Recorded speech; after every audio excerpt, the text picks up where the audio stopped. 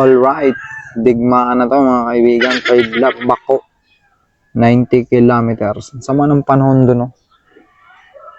Pero hindi naman bumabagsak yan, no? Angat na angat eh. Grabe, sobrang tahimik dito sa loob ng loop natin, no? Walang maingay. Yung mga maingay na andun, kinarga natin. 3 training, tapos 1 entry.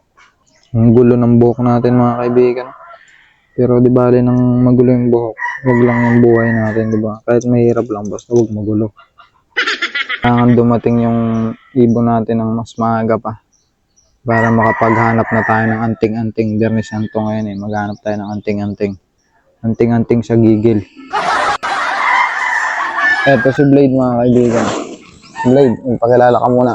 Shoutout. Shoutout mo si Nobita, yung kapatid mong nawala. Clock na. First drop. Middle drop tayo eh. May last drop pa. Nandun. Grabe. Sobrang stress talaga ng mukha ko. Daming problema kasi. So, tinatawanan ko na lang. Naririnig niyo ba? Yung mga tilawak ng manok. Sinyalis na yan parating na si Bautista. Sa totoo lang mga kaibigan, nakakangalay magkapit ng camera habang inintay mga ibon na walang kasiguraduhan kung ano yung speed.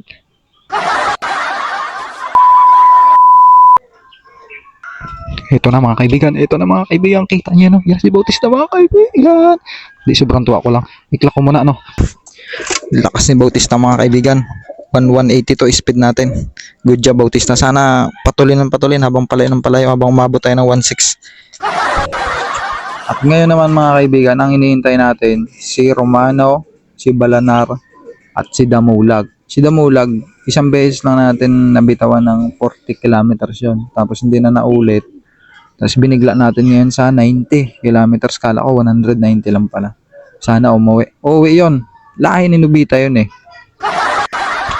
Eto mga kaibigan, oh, sinasabi ko sa inyo eh. Diba? Uuwi at uuwi. Pero hindi si Damulag. Si ano palang ata ito? Si Balanar. Hindi ako nagkakamali. O Romano. Ayan oh. Kita niyo mga landing technique oh. Daw tingnan natin. Si Balanar nga.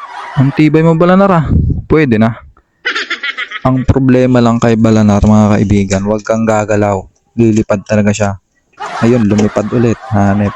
Oh, ayan na ulit siya. Bumalik na. Nakatatlong ikot. Bad trip yun. Paapat na ulit. Lumampas na naman. Yan, eto na. Oops, eto pa. Si Romano na nga unang bumaba. Ayan si Romano. Grabe, ang tatagal ninyo. Ang tatagal pumasok. Ayos din sana speed ninyo mga ano pa ito. 1-1 ay 1,000. Pero pasok na kayo mga kaibigan.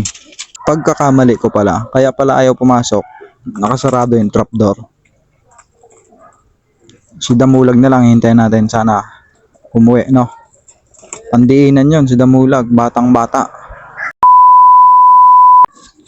Ito na ang sinasabi ko mga kaibigan, Damulag is arrived. Arrive ba ganyan tawag doon? Ang lupit ni Damulag mga kaibigan, biglang 90 kilometers. Grabe ka Damulag, nararamdaman ko na atin ang norte, summer. Sinisigurado ko yan Damulag.